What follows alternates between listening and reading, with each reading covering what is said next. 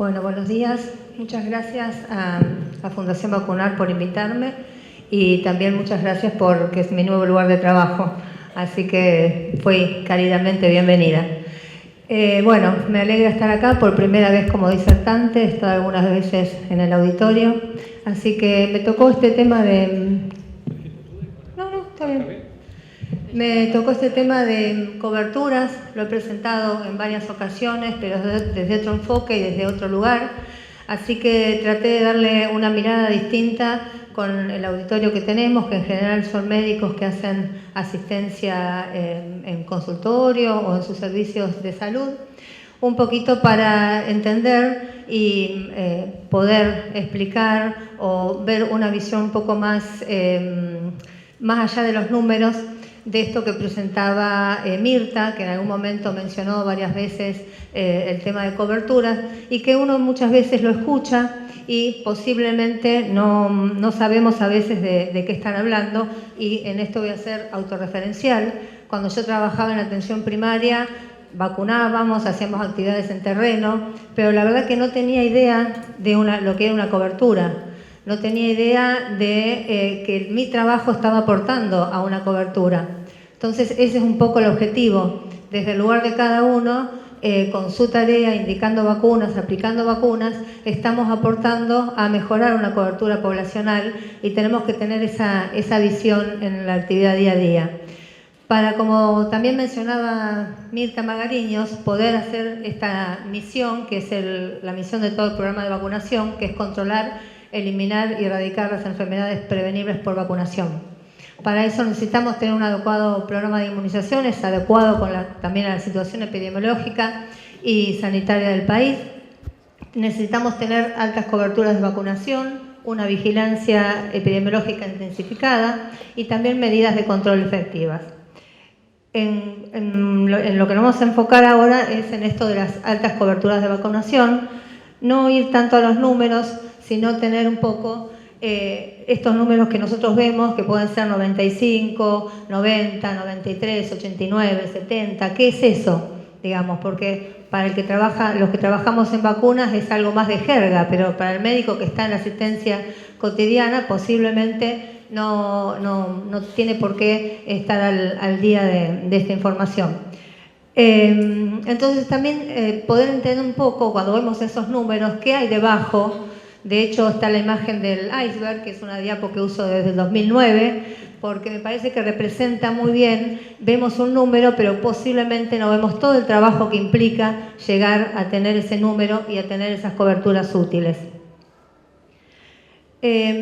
Para aclarar qué son las coberturas de vacunación, primero es un indicador de resultado directo del desempeño de los programas de inmunizaciones.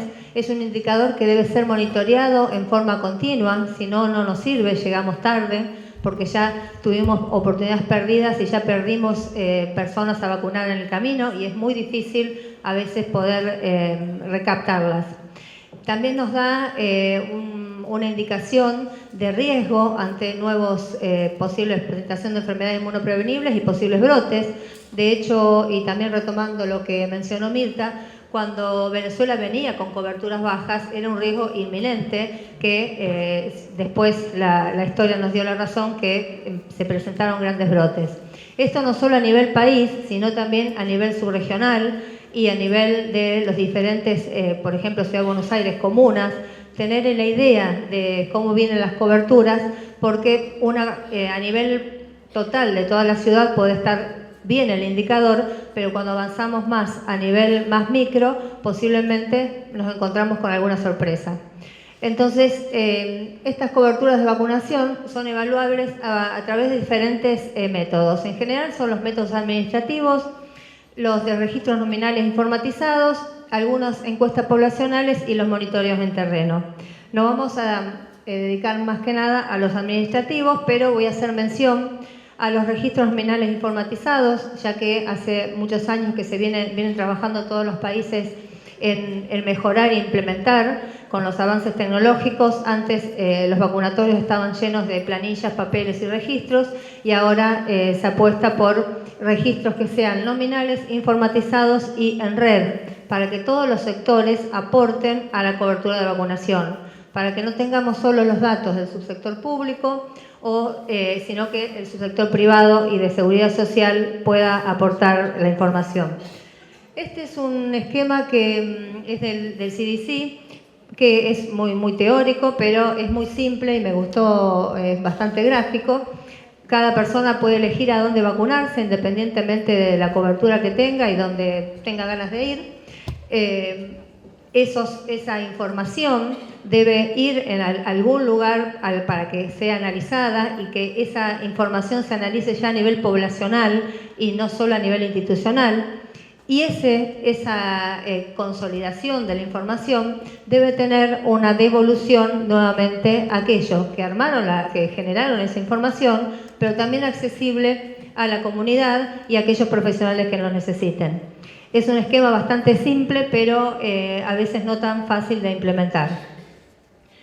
También decimos que cuando tenemos datos de registros nominales es un indicador de calidad de los sistemas sanitarios. Y también nos tiene que dar esos sistemas nominales salidas para poder hacer análisis y generar acciones oportunas de vacunación.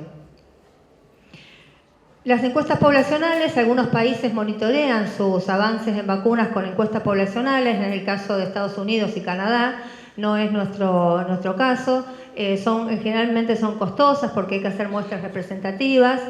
Pero bueno, se los menciono para que vean que hay otra modalidad de obtener este dato.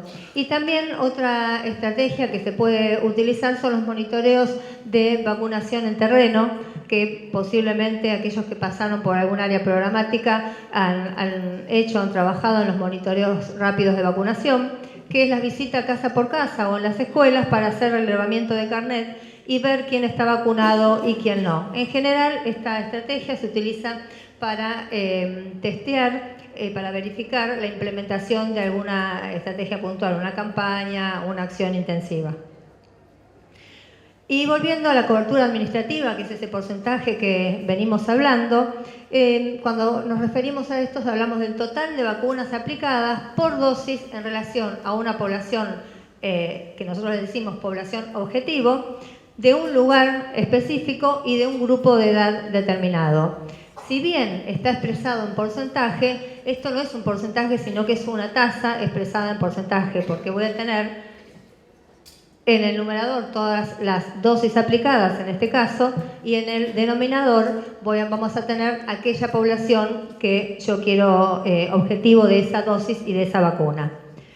Es útil porque nos permite monitorear los avances de los programas y también compararnos con otros lugares y con otros países. Es el indicador usado por excelencia. Cuando hablamos de coberturas administrativas, no son, y siempre lo aclaro, dosis entregadas ni distribuidas, son dosis aplicadas a una persona, ¿sí? Bueno, después tenemos la interpretación general de los valores y de qué se considera cobertura útil. Cuando hablamos de un 95% es una cobertura en un periodo de tiempo que es un año, ¿sí? Para hacer los avances de cobertura, si yo tomo menos tiempo, va a ser menos el indicador al que tengo que llegar. Y siempre tener en cuenta que todo indicador debe ser, toda información debe ser analizada. Si no, enterarnos 2 años después de qué coberturas tenemos no sería de tanta utilidad. Esto es un poco lo que les venía mencionando, cómo se calcula la cobertura de vacunación. Si ahora me cansé de estar agachada. Ahí está, a ver. Ahí va. Cómo se construye este indicador es el número de dosis, ¿sí?, de una vacuna determinada aplicada a una población objetivo en una área geográfica determinada en un periodo determinado. Por eso que es un concepto de tasa, pero se expresa como porcentaje. Y como denominador son aquellas personas como población objetivo, la población que yo quiero alcanzar en el mismo área geográfica y en el tiempo definido. Esto construye un porcentaje que es el que habitualmente uno escucha como porcentaje de meta alcanzada en el término de un año.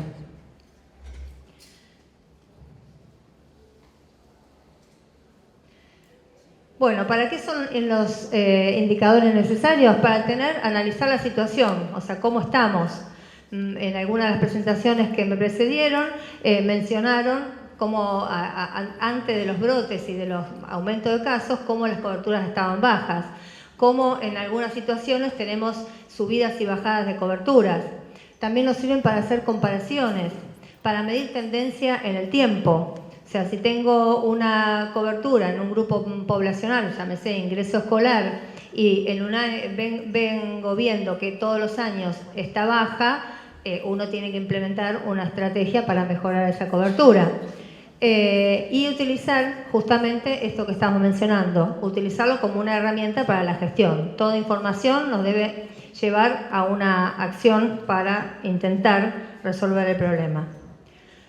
Pero también tenemos limitaciones ya que podemos tener errores en el registro de las dosis aplicadas, confusión si es una primera dosis, si es una segunda, si hubo un registro que estuvo incorrecto y se repitió dos veces la misma dosis.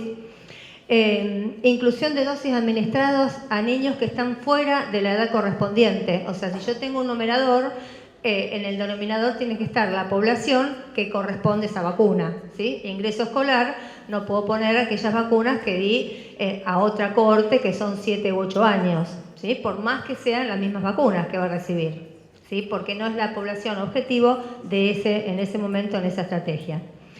Otra de las limitaciones son los cambios del denominador poblacional por movimientos migratorios, ¿sí? No solo de otros países, sino internos. Tenemos ciudades donde quizás hay grandes movimientos migratorios hacia una provincia vecina, o bien pasa en nuestro país mucho que viven en una localidad y se vacunan en otra localidad que es otra provincia. Esto nos lleva a tener una información errónea del lugar de residencia. Y también muchas veces, y creo que es uno de los problemas que tenemos, omisión de la información. Si bien en los niveles locales puede haber registros, esa información no llega a la consolidación de los niveles provinciales y niveles nacionales para tener indicadores completos de todos los subsectores. Hay otros indicadores de seguimiento que no vamos a avanzar en esto, pero se los menciono porque en general un buen análisis de cobertura no solo tenemos que ver este indicador que estuvimos viendo, sino otros que se construyen de forma similar, pero que tienen otros nombres y toman otras vacunas, que son acceso, deserción, simultaneidad, oportunidad y esquemas completos. Y volviendo al iceberg, ¿cuánto tiempo tenemos, Ricardo? 5. Bien, volviendo al iceberg, decíamos que teníamos la punta como lo que vemos, indicador sanitario de resultado, y por debajo muchos componentes que pueden afectar que ese indicador no sea el que nosotros queremos. Por ejemplo, capacidad de almacenamiento. Y acá ya nos vamos de las matemáticas y empezamos a pensar y ver cómo se gestiona un programa de inmunizaciones, que no es solo adquirir la vacuna, poner en el calendario, sino que tiene un montón de componentes y de actividades que hacen que la actividad de vacunación se complejice, tanto en el ámbito público como en el ámbito privado y de seguridad social. Entonces es importante recordar que saber la capacidad de almacenamiento que tenemos en ese lugar para evitar el desabastecimiento y también para evitar volúmenes máximos que nos lleven a poder perder esa vacuna porque la cadena de frío no es la adecuada. También considerar que si uno adquiere vacunas tiene que adquirir las vacunas y otros insumos para que esa vacuna sea correctamente aplicada. La formación profesional es otro de los temas que es importante y que, bueno, de hecho con Fundación Vacunal estamos trabajando en ello, haciendo un curso de vacunas en el último año de medicina de una universidad privada, porque es importante que todos los estudiantes puedan tener cuál es su aporte, visualizar cuál va a ser su aporte a la vacunación, a la mejora de las coberturas desde su rol profesional. Muchas veces vacuna está desagregado en diferentes cátedras, microbiología, infectología, atención primaria, pero no hay mucho conocimiento de la complejidad de la vacunología. Recursos humanos. Recursos humanos, cuando hablo de recursos humanos, hablo de la gran finitud que tenemos en el sistema de salud y sobre todo en el primer nivel de atención primaria. seguimos teniendo, en nuestro país por lo menos, una hegemonía del modelo de atención centrado en la enfermedad y en el hospital, ¿sí? Entonces, el que hace la especialidad más compleja y con mayor tecnología es como que es, digamos, está más destacado, ¿no? Y la gente que trabaja en atención primaria es como, digamos, profesionales de segunda. Bien, entonces tenemos que apostar a mejorar y a poder cambiar entre todos ese eje, porque si no, sin atención primaria no llegamos a tener unas buenas coberturas. Tener personal capacitado, cuando mencionaba Silvia todas las vacunas, se imaginan, cuando yo vacunaba eran 6 vacunas y me costó aprenderlas y los esquemas y qué hacía y atrás. Ahora, con este esquema no podemos tener cualquier personal en los vacunatorios. Tenemos que tener personal con formación profesional, capacitado, con ganas y con compromiso. Para eso necesitamos que esas personas se capaciten, que reflexionen sobre su práctica diaria, que puedan hacer análisis de sus propios datos de coberturas, que tengan población meta objetivo en su lugar de trabajo y que hagan su análisis, porque si desde el nivel local hacen su análisis, se llega mucho más rápido. O sea, no tenemos que esperar a tener un año más tarde las coberturas cerradas para ya no poder hacer demasiado, sino que con metas a nivel local puedo ir llegando y haciendo estrategias para alcanzar esa población. Esto no es actividad solo del primer nivel de atención, sino también de los médicos que hacen consultorio. Si tenemos la visión clara de cómo colaboramos a la construcción de la cobertura, lo vamos a poder hacer. También nos juega en contra la segmentación del sistema. Si son sistemas que, si bien hay mucho intercambio, en lo importante a veces no dialogamos. Entonces, tener esta circulación de la información en vacunas es importante. La gente se vacuna hoy en vacunatorio público, mañana en un privado y después va a una seguridad social. Hacer dialogar esos sistemas es importante. También tenemos un sistema fragmentado. En una misma obra social, cada efector hace cosas distintas y posiblemente no tenga información uno del otro. Dije obra social, puedo decir, pero vale para todos los sectores.